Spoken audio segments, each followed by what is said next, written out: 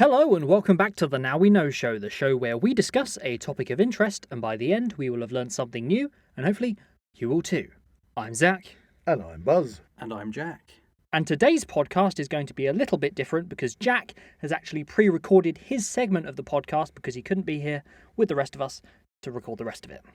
Oh, what a shame. But at least we get to hear him. Exactly, that's the point. That's it. And he's put his sixpennyworth in on this one. Huzzah. So as always, we will kick off with Word of the Week, followed by some amazing feedback to our Devonshire folklore episode from one of our favourite regular listeners, Roxy in Devon. Then we will have our Now We Know show flashback, leading into our main segment all about secret societies. Well done, by the way, if you guessed the topic from the teaser in our previous episode.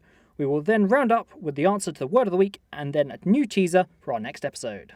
Sounds a plan. Let's do it. Secret societies. Here we come.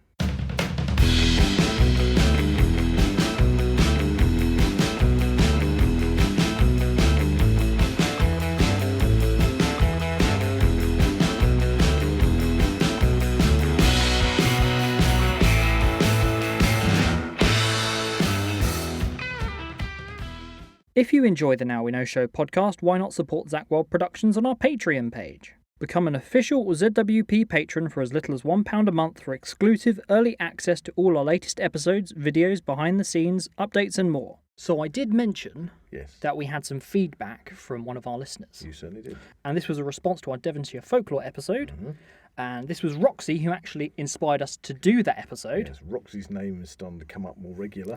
It's good to have regular listeners. So Roxy said, "Hi Roxy. Just listen to Devonshire Folklore 1. It was brilliant. I was walking the dog around the road laughing out loud. People probably thought I was a nutter. I love how Zach is trying to keep things on track and Pete and Jack are just beside themselves." There's lots of emojis here. Excellent episode. Thank you for doing it. You know you guys are welcome down here anytime to go exploring. You might have to give Postbridge a wide berth though. Ha ha ha. Well, I think we may well take Roxy up on her offer and take her travel down there at some point. Oh, definitely. We'll have to do a podcast with Roxy. You know, I kind of feel as if I kind of do want to go to this strange area, but I don't want to come into. I have to get some video evidence. Yeah, I know. That'd be nice. Yeah, what of the hairy hands? Yeah. I was going to say I don't necessarily know if I want to meet the hairy hands or not. I mean, what was the hairy hands, and there was that kind of spectral horse, wasn't there? Yes.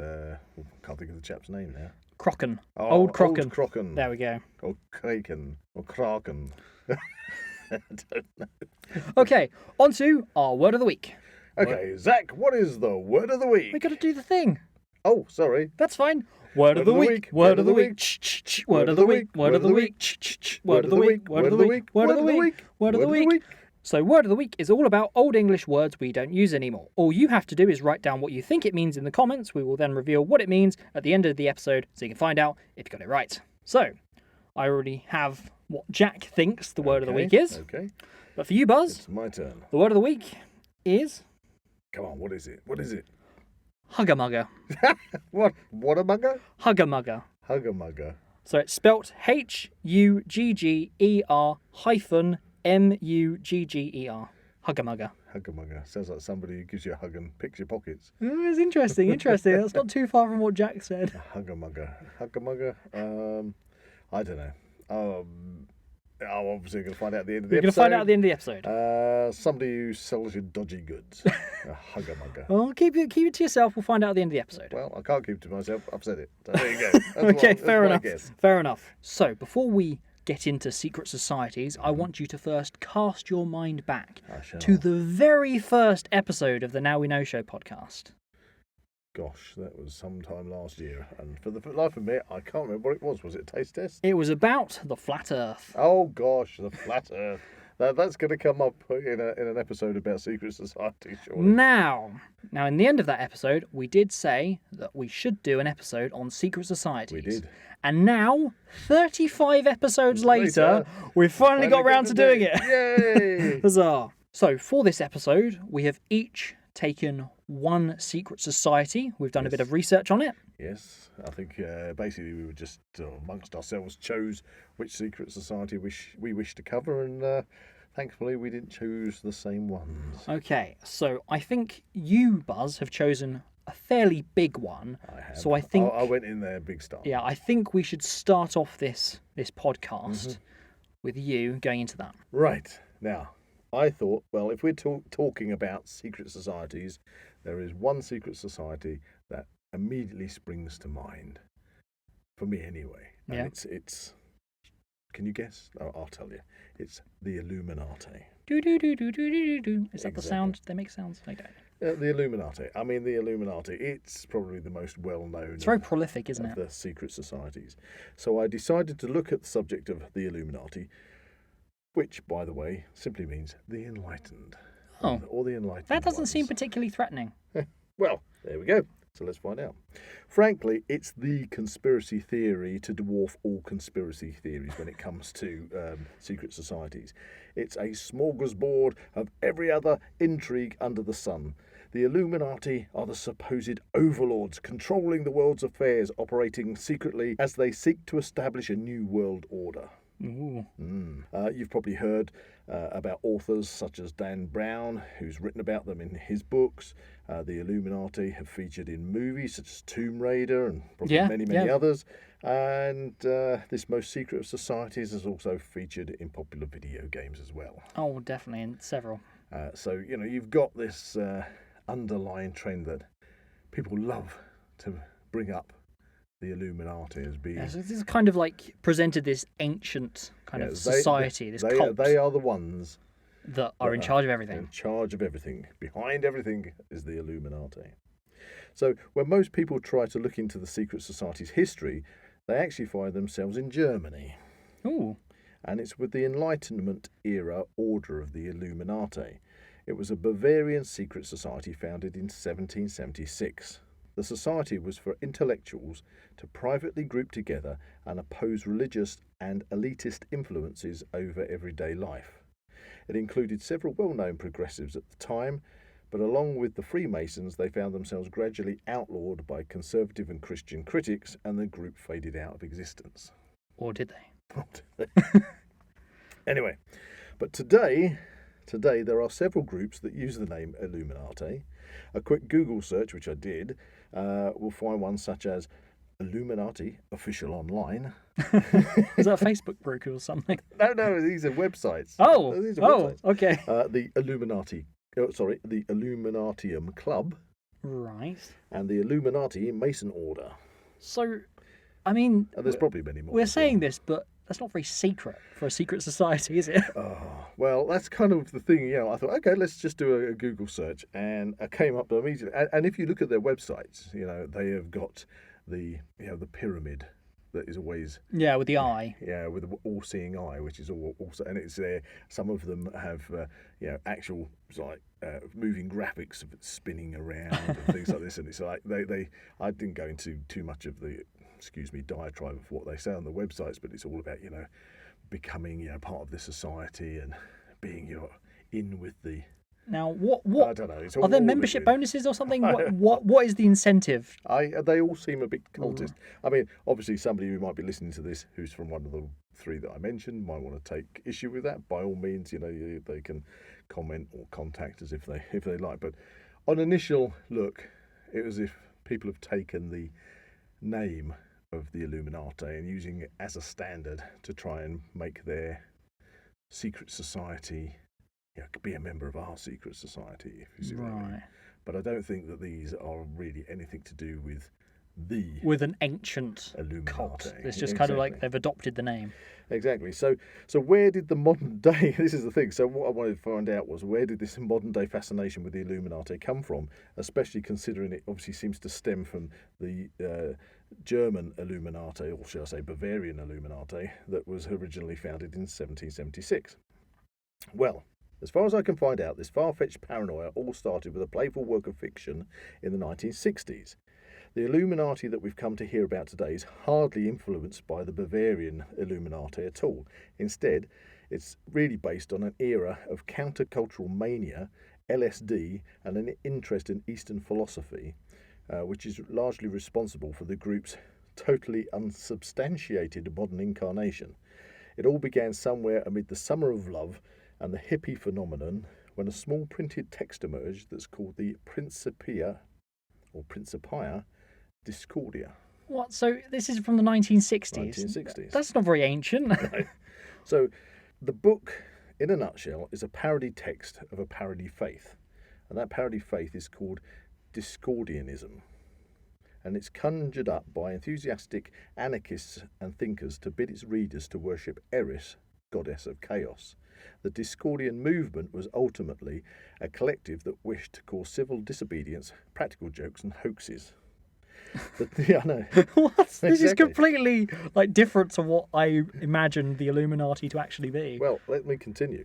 The text itself never amounted to anything more than a countercultural curiosity, but one of the tenets of the faith is that such miscreant activities could bring about social change and force individuals to question the parameters of reality. According to the book Principia Discordia, the world was becoming too authoritarian, too tight, too closed, and too controlled during the 60s. They wanted to bring chaos back into society and shake things up. And the way to do that is to spread disinformation, to disseminate misinformation through all portals, through counterculture, through mainstream media, through whatever means. And they decided that they would do that initially by telling stories about the Illuminati. Oh, right. Okay, so Up until this interesting. point, the Illuminati, okay, so to summarise what I've already said, the Illuminati seems to have originated in Bavaria, Yeah.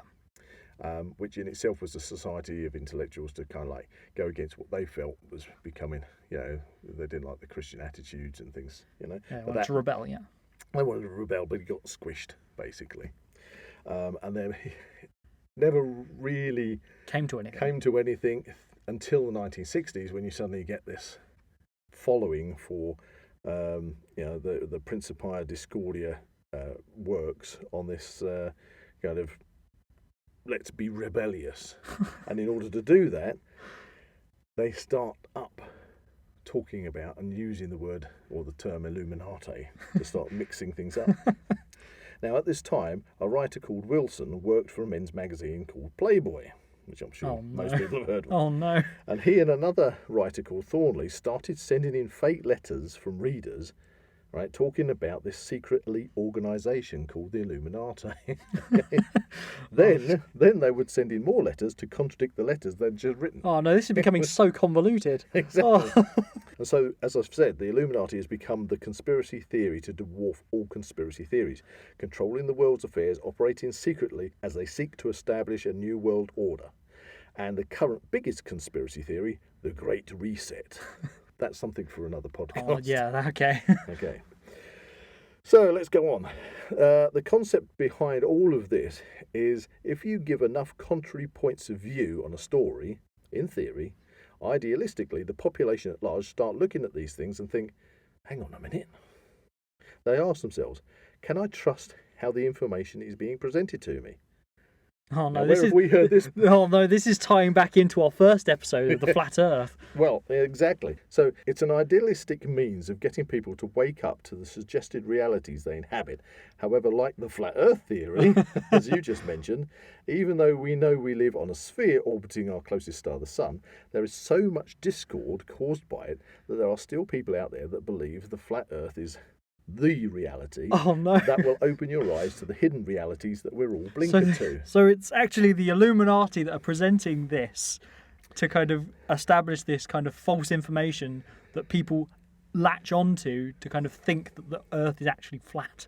Yes, but it goes further than that, because if you think of obviously back in the 60s, you didn't have the internet. You didn't have that is very true. social media in that way. So, I've already spoken about those two writers that were writing letters in, and people used to always go to magazines or go to newspapers and read the letters from the readers' sections. And so if you're throwing things in there and people are coming out with goofy ideas, then even if the people that are writing the publication know that what they're writing is a far extreme idea about something. So take, for example, come on, we don't need to really... Well, we'll only gloss over it, but did you just touch upon the pandemic, where the pandemic came from? What about the vaccines? What the good or bad points of the vaccine? So if you've got people that are actually making a point of writing misinformation and then themselves writing to argue against that disinformation, it just creates confusion, doesn't it? It makes confusion in the general public, who then pick up on all this stuff and they themselves find that they end up developing a belief in something that actually never existed in the first place. And it's creating that sense of chaos and anarchy, isn't it? Which then reaps itself against, I wouldn't say reaps the rewards, but it then makes everybody else's job much harder, when you have to deal with these things. That's a really interesting perspective to kind of have on it, that it's kind of all this misinformation is the act of giving this misinformation and is causing the confusion, and that is the result of this misinformation. Wow. And again, because I think it was in the Flat Earth podcast that we did, the Masons kept getting thrown out. See, I almost went for the Masons on this one, but I thought I'd stick with the big one, the Illuminati. Yeah. But the Masons, because... and the Masonic lodges and Masonic lodges, and there's lots of other type of Mason-like Masonic lodges around. And of course, as soon as you've got that idea of closed doors and people not knowing what's going behind those closed doors, and people will always think that there's people that are in control and controlling everything, and of course this leads on to the Great Reset, which is the biggest one these days, and we'll talk about It's interesting the parallels I'm noticing, because I've obviously already had the conversation with Jack about his secret society. Okay. Well, not specifically his, but the one he covered in his segment. So it's interesting, the parallels. Yeah, so anyway, and again, just a little thing that came up in my research was also there was an Illuminati role-playing card game which appeared in 1975, which imprinted its mystical world of secret societies onto a whole new generation. So people are, just like people play Dungeons and Dragons, I suppose, these days, and Hero Quest. Oh, yes. We'll have to do something on Hero Quest. But if you're suddenly presented with the idea of secret societies and you've got your role-playing secret societies, then it can kind of get into the human psyche. Well, it's like... They must be a It's thing. like films and things. People get so caught up on the fictional world and universes that are presented within movies, and you just have to take a step back and actually realise that this is just fictitious. It's been made to be entertaining. Yes. Now, today, it's one of the world's most widely punted conspiracy theories, as I said, and even celebrities like Jay-Z and Beyonce have taken on the symbolism of the Illuminati themselves, raising their hands in the Illuminati triangle at concerts, which instead of instigating mind-blowing type of mind-blowing epiphany for everyone, it has caused the realisation that actually it's all fake, because these are pop stars that are just doing these, going like, oh yeah, we'll do this. That does kind of detract from the kind of mysticism there, doesn't it? Which, funnily enough, is not what the proponents of Discordianism back in the 60s had originally intended, of course, because their idea of causing social disorder, has now become kind of like a trendy thing. Trendy symbol, It's completely blurred out what the original intention was. But, as I say, we live in a world that is full of conspiracy theories, and more importantly, conspiracy theory believers. So, there are groups that have taken up the name of the Illuminati, but it would seem the Illuminati, in the context of the secret society that is controlling and manipulating the everything behind the scenes, it simply doesn't exist. Or do they? Well done. That was good. So that's the thing. I dare say, when you've got, obviously we're talking about the Illuminati, and it would seem, however far you dig on it, it's just it never results in anything, does it? So rather than being an actual thing, it's more of just an idea that people play upon. And people will manipulate other people by putting out this disinformation. Well, isn't that the thing? Now, with the internet, social media, films, whatever, we are living in the age of disinformation. Oh gosh, aren't we? The filters, there are no filters. Yeah. Sure, that people can... That's the problem. adjust things, but... When you have some disinformation, which literally can be proven to be completely wrong, there's no doubt about it. Yeah. You take, I know we keep harking on about the flat Earth, but you sit somebody in a space rocket, take them up above the atmosphere, take them to the International Space Station. I don't know, a few years' time we'll be watching the new lunar landings on the moon and things. If you can physically take somebody and show them this is real, it's not CGI, it's not filmed by NASA, it's not made up by the Masons, it's real, they will not believe you, because some people are so set in their ways, their minds are now locked into that disinformation. That disinformation is their truth. And you to try and then change it, to say, no, hang on a minute, I've now got to face the fact that You've got to reevaluate your entire life. Because for years I have been following this. Just because thing. somebody has addressed it for 5 minutes in a conversation, no way, you're never going to change. You're going to say, no, that's it, I'm sticking to my ways, because if I don't, then it means everything that I've done is pointless. Yeah. And that can be attributed to sometimes people's beliefs and things. Obviously we have to be open to allow people to have their different beliefs, of course. But if one person's god or gods are the god or gods, surely that means everybody else's must be wrong. Yeah, there's that mentality. So when it comes to that beliefs, whether you're believing about some kind of celestial godhead, or whether you're thinking the earth is flat, or whether you feel that there is a society behind the scenes that are controlling everything. Did the moon landings happen? Type of effort. Once you've gone down that rabbit hole, it's very hard to come out, to come back out of that again. And of course, then those people will say, "You are the sheep. Yeah, you are the ones. You're following the trend." Once you realise the earth is flat, that will open your mind to that enlightenment. But the Illuminati is just an idea. Now, I'm not saying that there are not groups of people that are in very privileged positions that do not control certain aspects of financial life, government life.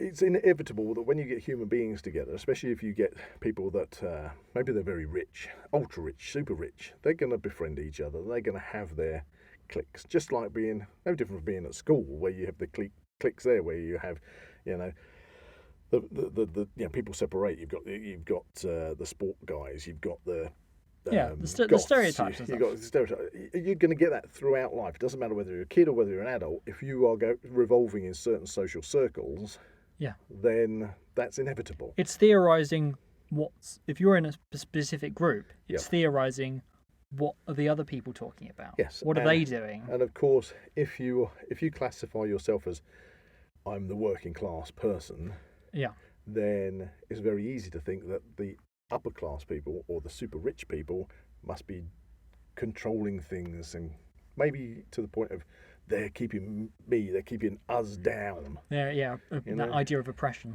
Kind of oppression. And that leads into all sorts of different social structures, whether you think that, if you say you're somebody who is definitely a capitalist, or whether you're somebody who is bent on socialism, or somebody who wants to be involved in communism. When you look at some, countries where they have a different political regime, maybe a communist society, then you feel that the governments there control the people and don't allow them information or supply them with disinformation. Take North Korea, for example. North Korea has invented absolutely everything. They've invented space travel. They've invented, microwave computers. In fact, the leader has done all that.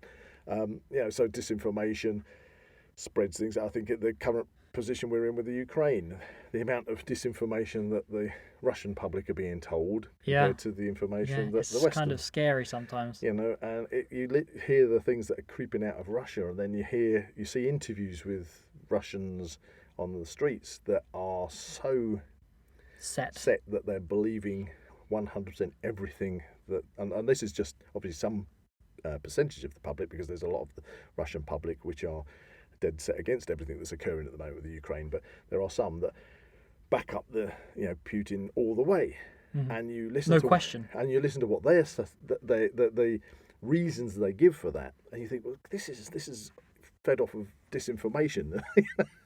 So there are people that manipulate. There are groups of people that manipulate, but is there a super secret society that controls everything? Well, I don't know. What do you think, listeners? So I think now is a good time to lead us into Jack's segment. Okay, so I'm I looking will forward to listening to this. let him explain all about his secret society. Go for it. Jack, what secret society have you chosen to discuss? Well, I've chosen to talk about Bohemian Grove. Bohemian Grove. Bohemian Grove. Bohemian Grove, not Bohemian Grove. Oh, I'm just thinking of Queen. Bohemian Rhapsody.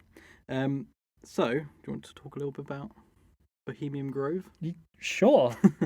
It's actually kind slightly of apprehensive. It's kind of more of like a club, I guess, but it is also classed as a secret society. Okay. So a little bit of sort of scene setting. Bohemian Grove is a restricted 2,700-acre campground at 20601 Bohemian Avenue in San Francisco, I believe. Okay. In mid-July each year, Bohemian Grove hosts a more than 2-week encampment of some of the most prominent men in the world. Oh, so it kind of sounds fairly normal. Is it like a big, Does that big sound camp, normal to you? a big camp out or something? Kind of, but Oh dear. yeah. It sounds nice, but The Bohemian Club's all-male membership includes artists and musicians, as well as many prominent business leaders, government officials, former US presidents, senior media executives, and people of power. okay. So this is kind of like your high-ranking Yeah, people, the big dogs, the big dogs. but male only, which is kind of... Honestly, these days, not allowed. Members may invite guests to the Grove. Guests may be invited to the Grove for either the Spring Jinx in June or the main July encampment. Bohemian Club members can schedule private day use events at the Grove at any time it is not being used for club-wide purposes. I'm really interested to find out what this is about now. They are allowed to, at these times, to bring spouses, family and friends, although female and minor guests must be off the property by 9 or 10 p.m. Why? I don't know, I'm not part of the club. Okay, hopefully we can find out.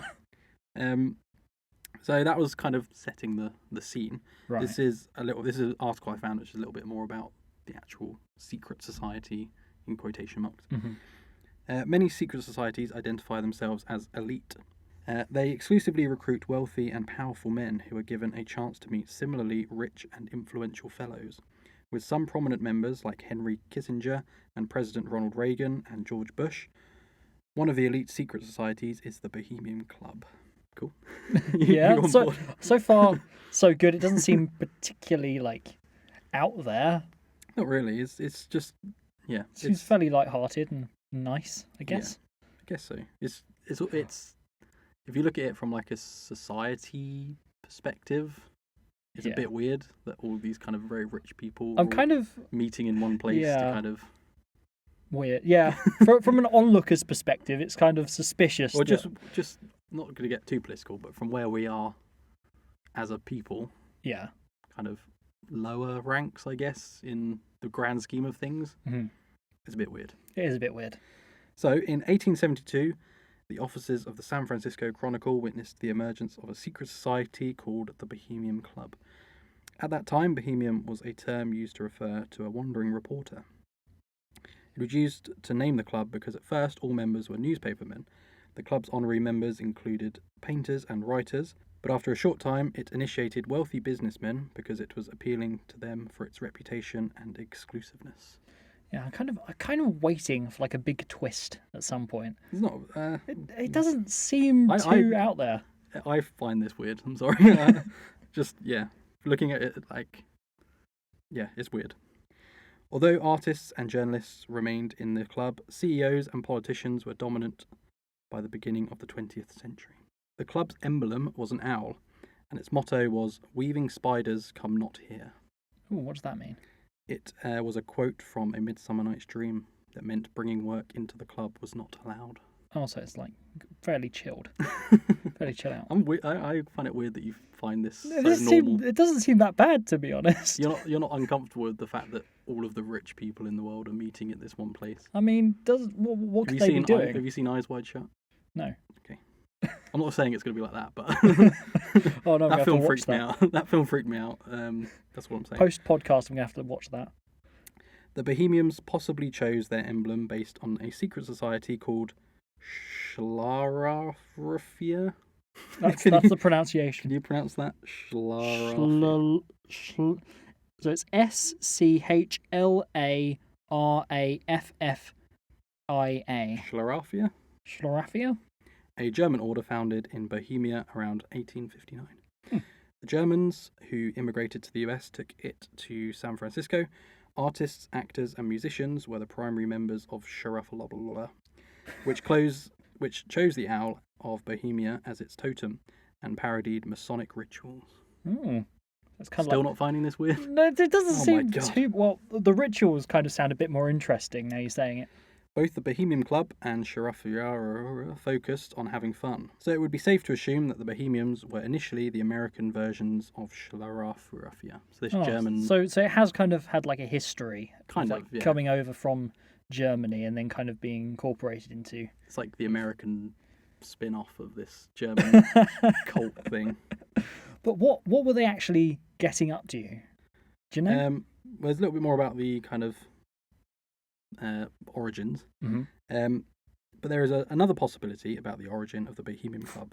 Twist. There was another occult secret society called the Sath Bar in Prague, also known as Asiatic Brethren. It had a combination of Jewish Kabbalah, alchemy, and ritual magic. Do you not find this weird that there's It's kind of more interesting now. To start off with, it sounded like fairly okay. It's like a camp out of a weekend or something. But no, think about it. This is very rich, powerful people. yeah, maybe that just says something we're about not on me. the same wave here. Okay. Just like any other secret society with crossover in membership in different orders, Sath Bar members belonged to Schlaraffia simultaneously. I'm just trying to So stay. again, it's kind of like the same weird occult thing that's kind of popping up in different countries. Multiple origin stories right there. So it is plausible that the Bohemian Club borrowed principles and rituals from both these societies. As Bohemian Club evolved in its rituals over time, during the 1920s, the owl statue emerged at the cremation of care appeared later. Do you want to know about the cremation of care?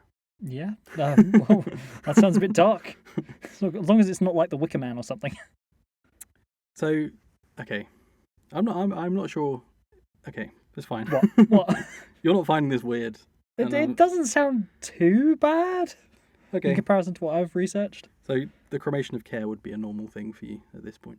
Who's care? The cremation of care is a ritual involving the gathering of men with elaborate robes at the base of a 40-foot stone owl. Right. They put Okay. They put a human-shaped figure made of wicker on an altar and set it on fire. Now this is Wicker Man style. Music Oh dear. music and chanting follow. Dark turn. It is the opening ceremony of the annual summer retreat in the Bohemian Grove that takes 3 weeks with around 2,000 men present. Okay, so now we've kind of hit that kind of stage where the plot has thickened and But it's these are become a like- lot more kind of freaky. These are like former presidents of the United States. Rich, powerful celebrities, possibly artists, maybe even like... So people of like quite high influence, yes, almost. the highest influence. Yeah. And they're getting kind of in this group and performing these kind of ancient rituals. At Now, the base of a stone owl. Burning wicker men. wow, now my mind has just exploded with that information. I'm like, I thought this was just like some kind of regular camp out, but no. Right, yeah, sure. You think I'd bring that to the table? But wow, that has suddenly gone We should probably next put level. a disclaimer that we have nothing against these secret societies. Please don't kill Yep. us off. If the Now We Know show suddenly disappears, it may have been because of this episode. I'm waiting for the invite, to be honest, but that's just me. The ritual appears to be a mock human sacrifice, which has led some people to believe that it is a pagan cult in the form of a men's club. I mean, that's pretty like on it. Okay. That's what I would presume anyway. Some adherents to conspiracy theories believe it is a remnant of the cult of Moloch, Moloch. Moloch was a god to whom people sacrificed children by burning them. Jeez. Oh my god. Um, How is it even allowed for them to kind of do this? Because they're rich and powerful people. So Zach. they're the people in charge. They can You do gotta whatever they look want. at, just open your mind. Look at the bigger picture. Look how small we are. Look how tiny we are in terms of like The global society. influence. But we are literally nothing. These people are like the most powerful people in the world. They run the It world. does kind of sound a bit kind of odd. And they're doesn't doing it? this weird ritual of burning things to sacrificed to pagan gods. Ooh. These are the people in charge of everything. Oh no. Kind of brings that a new look, kind of how you live. We have officially become a conspiracy theory Oh podcast. no. We are very ill-informed, by the way. We don't know anything about any of the things that go on in these circles, and I don't want to get involved unless you're willing to pay me loads of money. Anyway, this cult was called the Ancient Canaanite, Luciferian, and Babylonian Mystery Religion.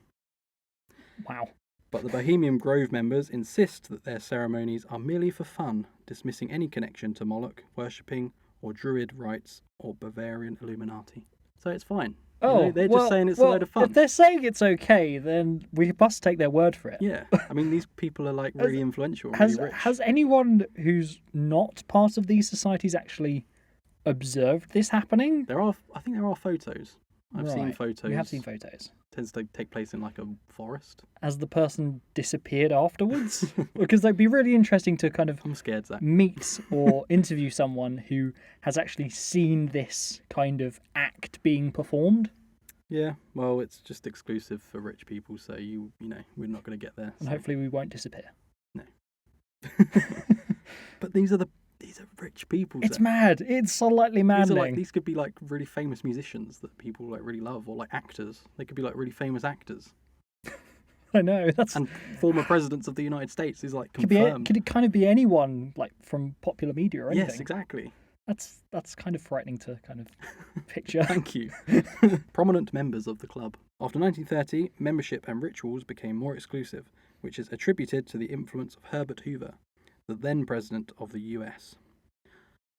Wow. So that was the guy who was in charge of the United States of America. Yeah. And he was part of this? The influence Oh of my President God. Herbert Hoover made recruitment to the Bohemian Club more exclusive. So one of the former presidents of the United States, you know, just He was like- literally one of the most powerful people in the world. Yeah, you got to be millionaires, He's that's just all like- right. he just- But then Yeah, he put the membership price up a little bit. billionaires. Yeah. Other prominent members of the club included Henry Luce, the publisher, and David Rockefeller. Walt Disney visited the club as a guest in No. 1936, Oh no. which inspired parts of his 1937 animation Snow White, especially the scoring scene. Ooh. Ooh, that's dark. That's really dark now. Richard Nixon was another What? guest Another president? who asked to give a lakeside talk to the Grove in 1967. This visit was so inspiring for him that he mentioned it as the first milestone on my road to the presidency. Oh my god, so this was before he was president. Apparently so. And like So he's gone to this club. he's of, gone to the club really- of billionaires. Yeah. Done a He's talk. done a little team talk. He's like, guys, look, I think I'm going to be a good president. You've got all the money. You've got the power. Just fund my Just make it happen. application. Do Yeah. they apply to be president? I don't know how. They kind of have fun We're campaigns, we're don't they? Very ill-informed. But yeah, something's And working. he mysteriously became president. And then all the news stations are like, oh, look, he's won the most votes. Like, that actually means anything. Ooh. Oh no. Oh no. A recorded phone conversation reveals another opinion of Nixon about the Grove. He said that the Grove festivities were the most effing goddamn thing you could imagine. I think that's what it said. I'm just imagining something from like, do you remember when we watched The Devil Rides Out? Yeah. And then they did this kind of ritual in a forest and then Satan basically appeared. Well, yeah. And I know we said earlier you haven't seen Eyes Wide Shut. Mm. And we know, even on this podcast, we've spoken about it, that we think Kubrick kind of knew things that Yeah. a lot of people didn't know. There's a lot of theories about Eyes Wide Shut that Kubrick was trying to tell us that these things happen in real life and Right. we should kind of be a bit wary of them. And that film, Eyes Wide Shut, gave me a really like uneasy feeling. Oh no, I really have to go watch this It was now. the last film he made. He died before it actually was Released. finished. Yeah. So someone else kind of like Took the reins. edited it. I think the majority of it was kind of edited by someone else. So there's a good kind of... Oh no. Oh no, this didn't have anything to do with his death, did it? Oh no. I'm not saying We're really anything, going I'm just into the saying- conspiracies now. I'm just saying Oh, the two things kind of wow. up, you Okay. know. Well, that's definitely a flashback to he's our exposing this big... other Kubrick episode when He's we were ex- doing about the moon Yeah, I know, landings. I'd bring it back to Kubrick all the time. But I'm just saying, you know, he exposed or attempted to expose this Oh, exclusive no. club of people no. that do naughty things. We're coming up with theories now. And yeah, he wasn't wasn't around for much longer after that. Anyway, as you were saying, the Bohemian Club. Although the influence of the Bohemian Club might be blown out of proportion, it does seem to have some reality to it. People who share similar interests gather in secret societies and turn them into a source of different activities like insider trading and even revolutions. When powerful and wealthy men join these societies, their activities even get more unpredictable. They do bring their work and trade inside the society, no matter if it is allowed or not. Many societies intersect with each other, with shared members in various orders. Oh no, so there's kind of like a wider branching network of secret societies that are all linked together. As far as I got with my research, and then my phone kind of just stopped working for some reason. Oh no. Just like shut down, and I got like a weird like red circle on my screen. You've been targeted for assassination. Hopefully not. We do enjoy having you on the podcast. So yeah, that's Bohemian Club. Oh wow. At the Bohemian Like, Grove. Initially, when you started off, it didn't seem too bad, and then you went into the nitty-gritty stuff, talking about rituals and kind of this high-ranking kind of network of people that are kind of gaining almost. It kind of feels like you're gaining influence and kind of control. Yeah, we're just through the this. pieces on the chessboard. They're just We're the pawns. yeah. We're just Oh no. yeah. We've no power. It's kind of frightening to think about but this is in America. This is in America. Predominantly yes, but it would seem that, as we said with like the German one and the Portuguese, whatever it was, Prague or something. Yeah. That these things kind of pop up all over the place. Branches out into a further network spanning the world. Yeah, but America is one of, if not the superpower of the world. So Yeah. you know, if it's going to be anywhere, Scary thoughts. if it's going to be anywhere, it's going to be the US. So there we have it. We've had Yeah. Bohemian. What was it? Bohemian Club. Bohemian Club. Which is kind of Ooh. I know nothing. I didn't. Well, thank you very much for sharing all that information about that. It's No, been we can't lov- release this. It's been lovely to have you on the podcast again, Jack. Oh, this might be my last time. Oh no, hopefully not. So thank you very much, Jack, for explaining what the Bohemian Club was, and it was kind of this idea that all the high-ups in American society kind of grouped together. Mm-hmm. Yeah, which is kind of what I was saying Kind of before. what you were saying, you Buzz. will get people clubbed together. And they were grouped together. performing these kind of ancient kind of, what's the word? Rituals. The pagan rituals. Pagan rituals, okay. Yeah, and it was kind of very Wicker Man. I did kind of jest at the beginning, is there going to be a sudden twist? Is this going to be like the Wicker Man? And it turned out, yes, it was. But one thing that did kind of stem from that conversation I had with Jack was the idea that there isn't just one secret society. It's kind of like a web of intersecting secret societies. That's what was presented. It was kind of this kind of strange idea that there's no one singular controlling thing, which is kind of what was presented in your conversation about the Illuminati. So in that case, do you think that with secret societies interacting with each other in this web, is that in a cooperative way or against the other secret society? I think it was in a cooperative way. But that then leads me to say, well, if you've got these secret societies, are they more country-based? And by what I mean is, you know, if you've got secret societies that are across, say, the USA, North America, before the issue with the Ukraine, would they be interacting with secret societies in Russia, for example? And then this current conflict situation occurs, and they break off ties. Or, you know, Or do they? Are these secret societies kind of, you know, just literally kind of based in their own World. Or are they kind of reflecting or influencing the world, like the world around them? Is this why maybe one country would feel that when you've got a collaborative group of countries that are all in one club, like the United Nations, and that they would want to influence the ones that aren't? It's very interesting because what I have found from this Secret it's Societies like the episode, Russians and NATO, yeah, they're really is against NATO. A lot of it is posing questions, but there's no definitive answer as to what really is there something or isn't there. That's the thing. But that goes back to that Discordianism in the 60s by presenting lots and lots of information, which can technically be absolute bully, and then arguing against that bully. Yeah. And then adding more bully, it becomes so confusing It's so convoluted. For a lot of, for all those people that aren't directly maybe involved in sorting out a situation or dealing with certain areas of life in general, then people can be very, very, very misled. Yes. It's very worrying, isn't Exactly. it? But then again, you never want to be the person who feels you've been misled to only find that the people you've been following that have been feeding that information have actually done it. By the way, we've only done it so you would do this. Yeah, so you would do it for us. To get our way. Yeah, to get our way. You have brought down a government so we can take charge. And be worse. Because you think we're wonderful. See, you never know. Okay, so that brings me on to our third secret society of this particular episode. Because we've got a few to go over, really. Yes. We can come back on this subject. So, I have researched Skull and Bones. I've never heard of that. Is that a secret society? It is. I'll go into it. Skull and Bones, also known as the Order 322, or the Brotherhood of Death. The Brotherhood of Death. Is an undergraduate senior secret student society at Yale University in New Haven, Connecticut. Right, okay. The oldest senior class society at the university, Skull and Bones has become a cultural institution known for its powerful alumni and various conspiracy theories.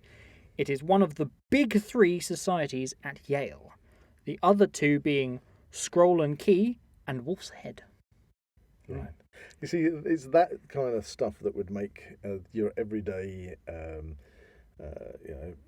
man and woman in the street to look at those and think they are really, they're so separated from that kind of social they're so up themselves. ladder. Yeah. Anyway, carry on. The Society's alumni organisation, the Russell Trust Association, owns the organisation's real estate and oversees the membership. The Society is known informally as Bones, and the members are known as Bonesmen, members of the Order, or initiated to the Order. Right, so they actually, when you say real estate, they own property, land. Yes, they do. I will get into that. Okay. A little bit about the history of Skull and Bones now. Skull and Bones was founded in 1832 after a dispute among Yale debating societies, I believe I'm pronouncing this right, Leonia, Brothers in Unity, and the Calliopean Society over that season's Phi Beta Kappa Awards.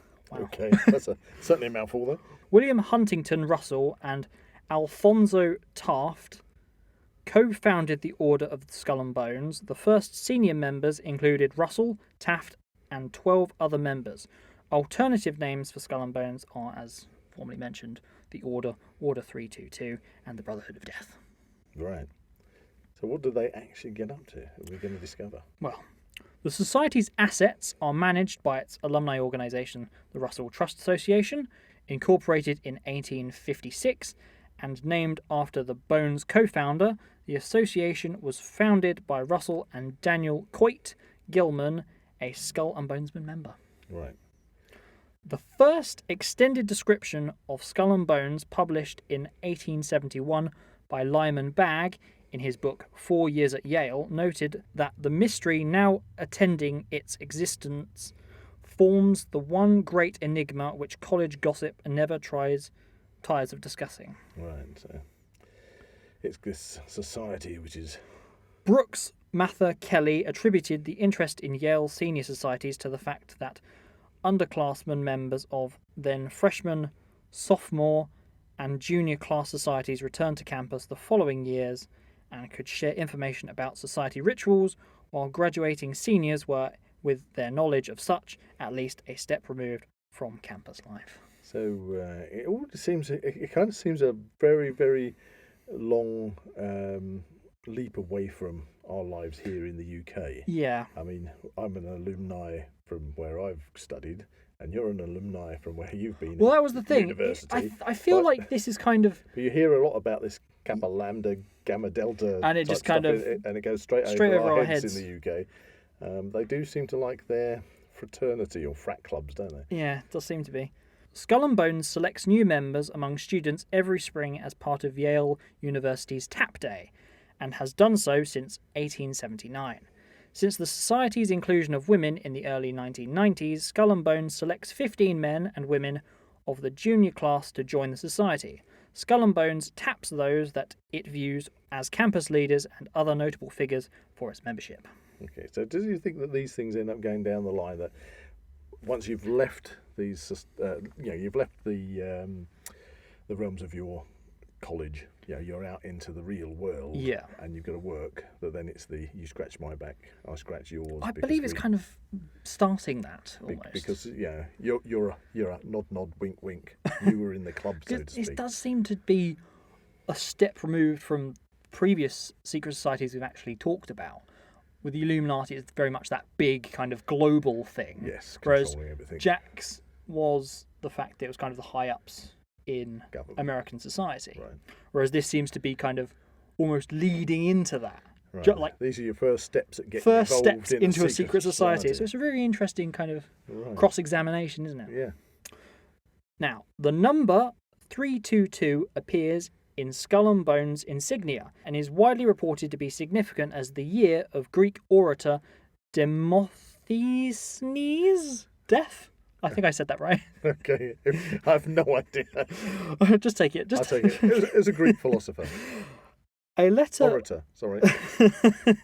A letter between early society members in Yale archives suggests that 322 is a reference to the year 322 BCE, and that members measure dates from this year instead of from the Common Era. In 322 BC, the Lamian War ended with the death of the Greek orator, I'm not saying that word again, and Athenians were made to dissolve their government and establish a plutocratic system in its stead. Oh, right. Have you heard of plutocratic? Plutocratic. I have now. Whereby only those possessing 2,000 drachms or more could remain citizens. Documents in the tomb have purportedly been found dated to Anno Demosthenes. Members measure time of day according to a clock 5 minutes out of sync with normal time. The latter is called barbarian time. Oh, I love that. I tell you, it seems awfully convoluted. Yes, it does. In order to try and make people feel separated, and obviously referring to the rest of us as barbarian time. I quite like that. Means that equates us to being barbarians. Therefore, people are really trying to make sure that they are separate. Yeah. Separate in their own society. Yeah, you kind of want to and that's what causes people to feel that there is in society elitism. This does seem to kind of be separate from the other societies we've talked about, because it kind of is that separation.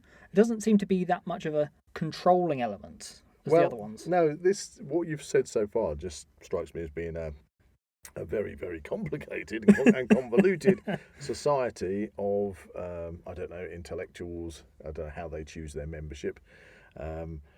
Perhaps it goes on if they can find the members who then go on to being influential in government and in certain circles in the sciences and things. Maybe that they can do their secret handshake, wink wink, nod nod, and all this, and in some ways this can be beneficial to them, or whether they are meant to lead into other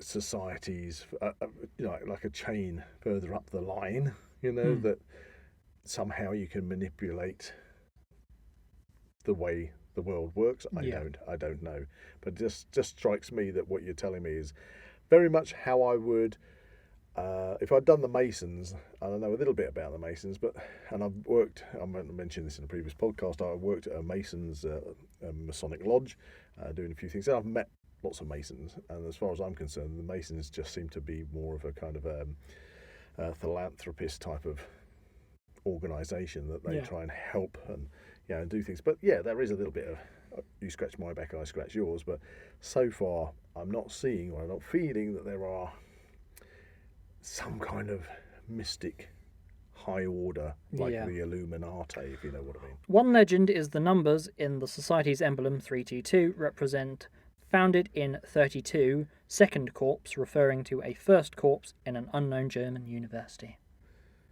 Again, sounds so convolutedly complicated. I know, and that's just one. That's kind of like a theory of where it came from. Yeah, but again, we're talking about theories. This is just spreading again more bizarre, probably disinformation or theories, conspiracy theories from people who are trying to infiltrate or maybe understand what's going on in these secrets. It all sounds a bit. What do we actually know what the Skull and Bones do? I mean, because obviously so it seems to far, be something. No, It seems to be if you go to Yale University, everybody's heard of the Skull and Bones. Everybody knows that not it's very there. secret, is it? It's not very secret. So I don't know. I think we're lacking, being, British, being English.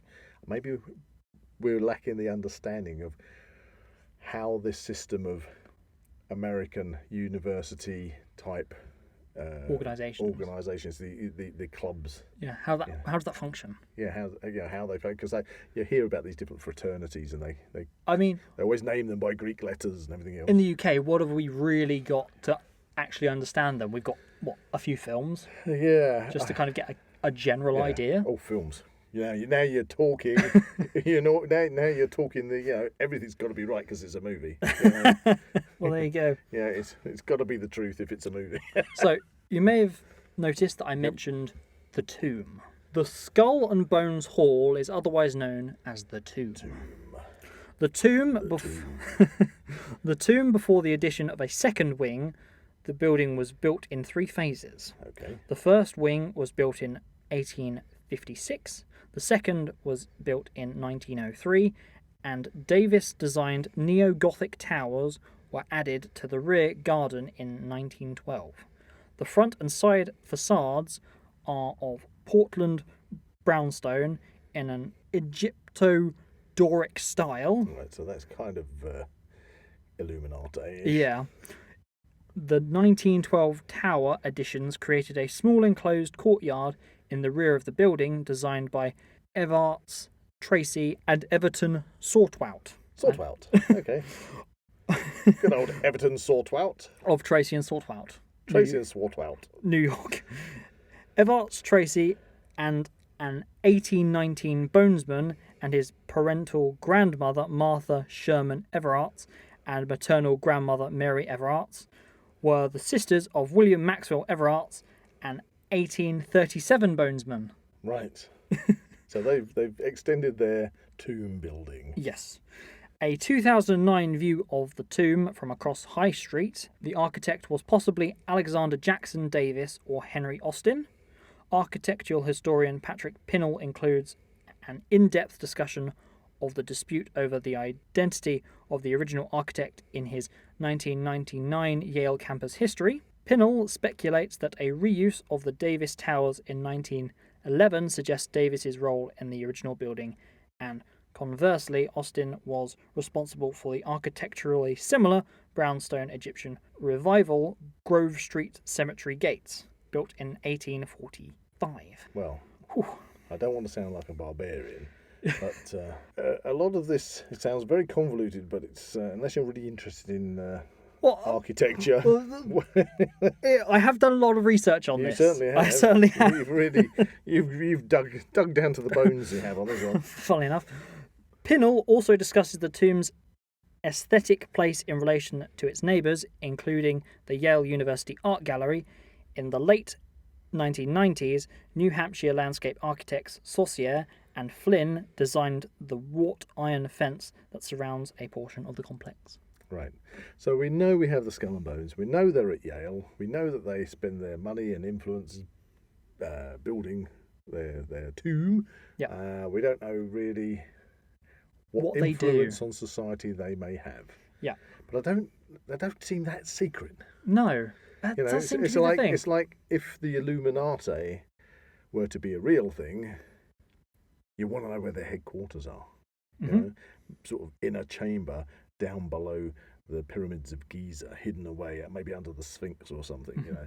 But to say, yeah, there's our building, it's the tomb, it's just across the road. Now, interestingly enough, they do also have their own island. Part of the real estate. Deer Island. Deer Island. I've got a long section about it, but I think I'm going to skip over that. Okay. Bonesman. Bonesman. Skull and Bones membership developed a reputation in association with the power elite.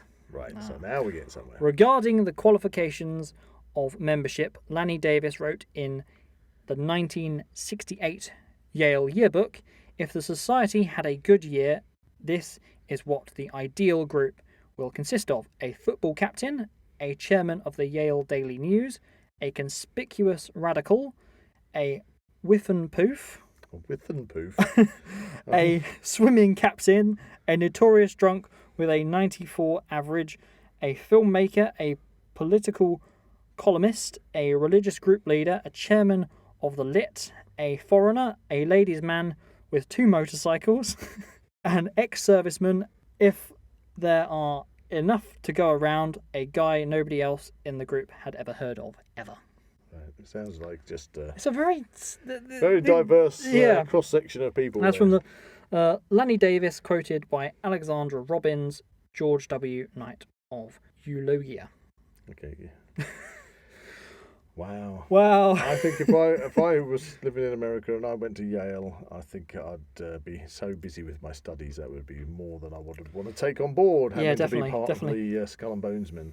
Like other Yale senior societies, Skull and Bones membership was almost exclusively limited to white Protestant males for much of its history, Right. while Yale itself has exclusionary policies directed at particular ethnic and religious groups. The senior societies were even more exclusionary. While some Catholics were able to join such groups, Jews were more often not. Some of these excluded groups eventually entered Skull and Bones by means of sports through the society's practice of tapping standout athletes. Star football players tapped for Skull and Bones included the first Jewish player, Al Hesberg, class of 1938, and African-American player Levi Jackson, class of 1950, who turned down the invitation for the Berzelius Society. Right. So if you're a member of the society, you're called a boneman. A bonesman, yeah. I just call them boners. Yeah, they didn't really think that one out, did they? No, they Just didn't. say, "Oh, you're not one of them boners, are you?" Members are assigned nicknames. Okay. Well, nicknames are not bad. Long Devil, the tallest member, Bose, a varsity football captain, or Sharif, Prince of the Future. Sure. I want to be Sharif, Prince of the Future. Many of the chosen names are drawn from literature: Hamlet, Uncle Remus, religion, and myth. I was going to say it sounded like some names from what's it? Morty. Rick and Morty. Rick and Morty.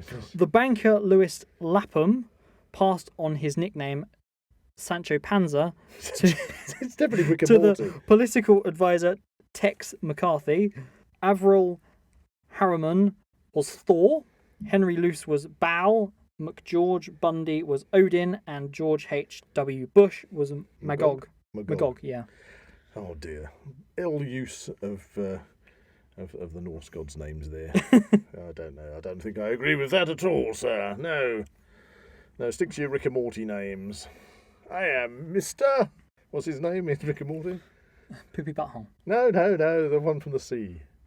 Mr. Nimbus! I am Mr. Nimbus. They need a Mr. Nimbus in their society, don't they? You can just imagine him coming out. I am Mr. Nimbus. Well, I don't know how up to date this is, but you never know. You never know. They might have a Mr. Nimbus. Crooking. What?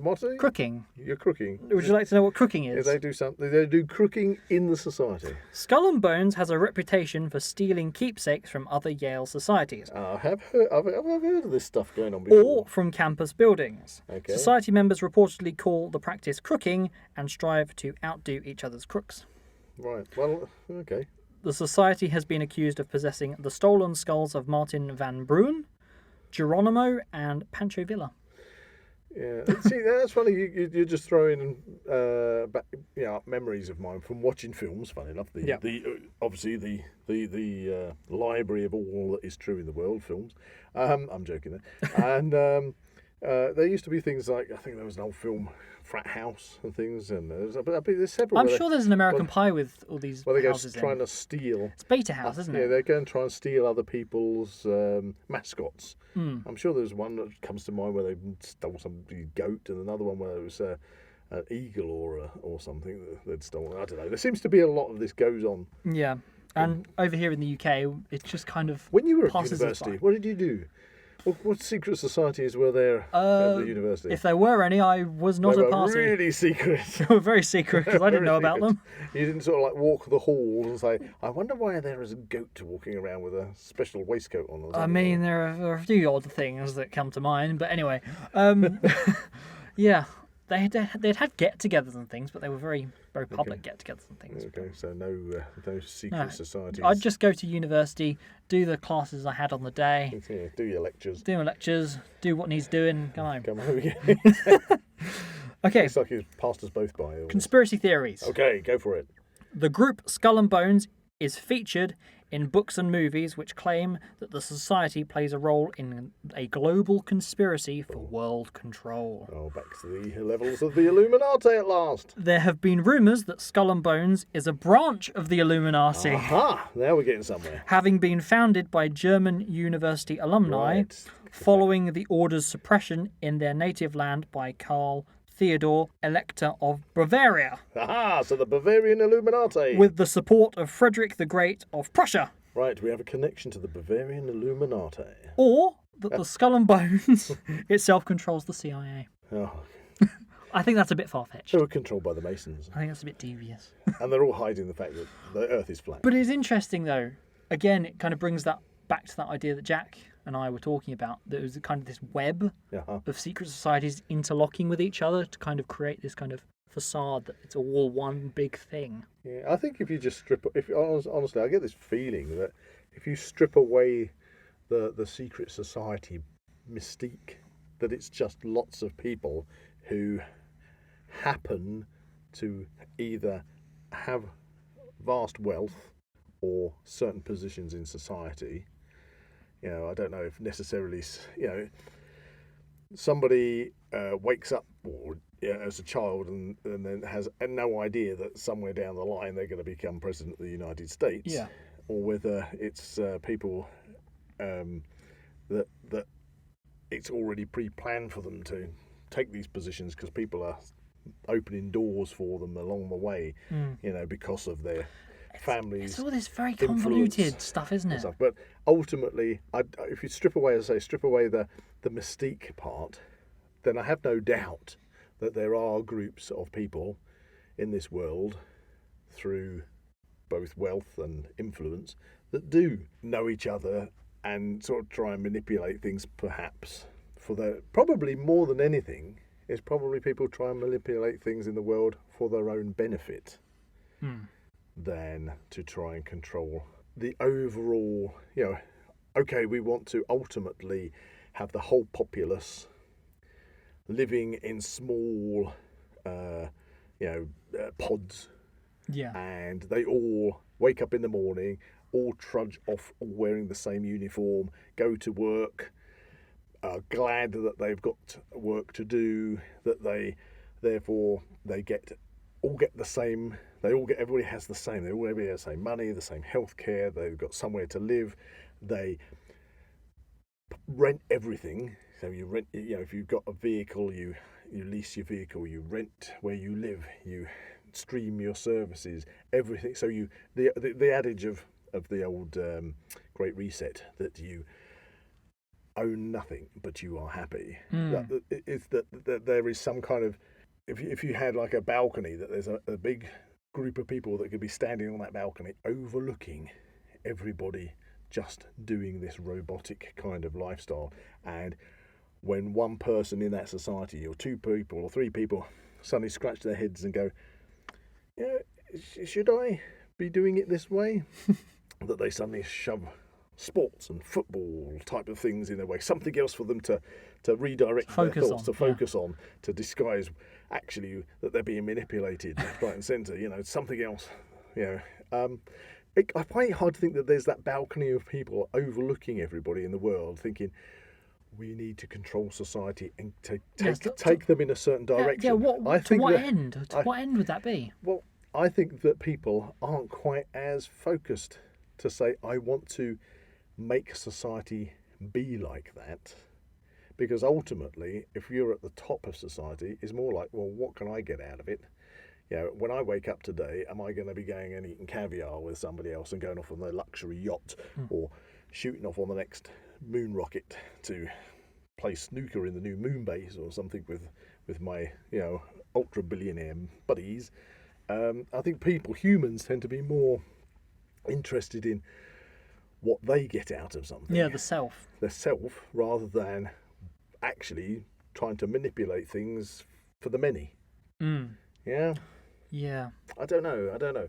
I'm probably completely wrong, but yeah, maybe there are groups out there that want to kind of manipulate the world. I mean, certain societies, when you've got, say, a government in control that wants to keep the people oppressed and keep the people under control and keep the people so they don't revolt, yeah, is usually why. The primary reason is because they don't want to be overthrown, because they are sitting in a place of power, and behind their high walls and closed doors, they're eating caviar and drinking champagne while everybody else is, having a loaf of bread and a thankful of a cup of water. Yeah, the only reason they don't want the populace to rise up is because they'll lose what they've got. So, ergo, at the end of the day, they're not doing whatever they do for the benefit of controlling the populace for the benefit of the populace. They want to just hang on to protect the self, what they've got, and probably always have an exit strategy that if it all goes to pot, they've got all sorts of offshore bank accounts of God knows where, and they've got an island in the middle of Deer Island that they can bugger off to. So yeah, an all-controlling society that controls and manipulates everything behind closed. I don't know. It's dubious. It's fanciful. It's a fantastic idea to think that there are these things, secrets, and it's kind of almost mystical and magical and hidden clues to things. Would you like to know a couple of the references in fiction and popular media that Skull and Bones? Yes, finish off with that. Yeah. Let's finish up on that. Skull and Bones has been satirised in a number of the Doonesbury comic strips. There are actually some films called The Skulls, Skulls 2 and Skulls 3. Okay, these are films. Okay, well, there's maybe films we should surrounding the Skull and Bones Society. Dig one out sometime and take a look. Yep. In the film version of The Great Gatsby. Do they get mentioned in that, do they? In Baz Luhrmann's film version of F. Scott Fitzgerald's novel The Great Gatsby, Nick Carraway calls Tom Buchanan Bose. Tom, in turn, calls Nick Shakespeare. Nick has said earlier that he met Tom at Yale. It is thereby implied that they were in the Skull and Bones together. From what you just said, did I get that right, that they were calling each other nicknames? Yeah. So they're the nicknames they would have had being members of the Skull and Bones. Yeah. In The Good Shepherd, the protagonist becomes a member of the Skull and Bones while studying at Yale. These next ones are funny. So they've appeared in The Simpsons. Okay. Family Guy, American Dad, and surprisingly, the Batman TV series. So, what you just read out lastly is it sounds more like a satirical kind of what we'd say in the UK piss take of them. Yeah. Yeah. Whereas usually where I see the Illuminati is always, the kind of Dan Brown novels and movies, Lara Croft. I think did they get touched upon with the all-seeing eye and the pyramid in National Treasure and things like that? Yeah. That's all mystical and ultra secret. I think it was in was it? Did the Illuminati also sort of you get Uncharted? crossover? Was it in Uncharted? Is that game? But that became a movie, didn't it? Yeah. Wasn't the best movie that I can remember.